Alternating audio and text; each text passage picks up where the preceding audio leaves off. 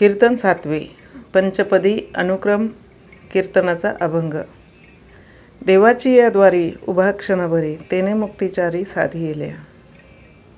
देव कोण याचा आपण विचार करू। प्राणीमात्र जीवांना दुःख नाहीसे करायचे आहे, ते दुःख कर्मबंधनाने लागले आहे। जीवाला शांती सुखाची इच्छा आहे। दुःखाची जन्मभूमिका बुद्धिभेद द्वैतयुक्त ज्ञान झाले आहे। कर्म व कर्ता हे दोन झाले आहे। शांती सुख अभेद वस्तूच्या ठिकाणी आहे। ती शांती देण्याचे ज्ञान गुरुजवळ आहे। म्हणून गुरु हृदयस्थ परमात्म्याचे ज्ञान करून देतील। ब्रह्मा विष्णू महेश यांच्याही पासून गुरुचे स्थान श्रेष्ठ आहे। त्या शांतीपदाचा ज्यांनी शोध केला ते गुरुस्थान आत्मा। जगासी तारक विठ्ठलची एक, केलासे विवेक सनकादिके।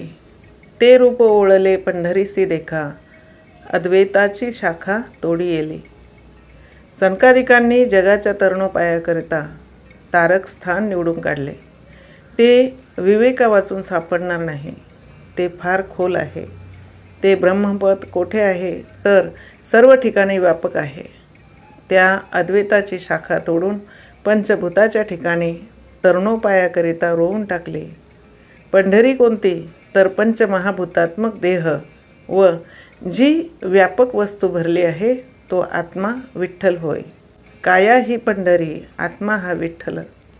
अद्वैताच्या ठिकाणी द्वैत नाही, याचा बोध विष्णूंनी व शंकरांनी केला।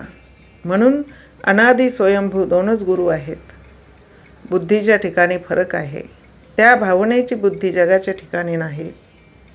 जगाच्या कल्याणा संतांच्या विभूती, देह कष्टविती परोपकारे।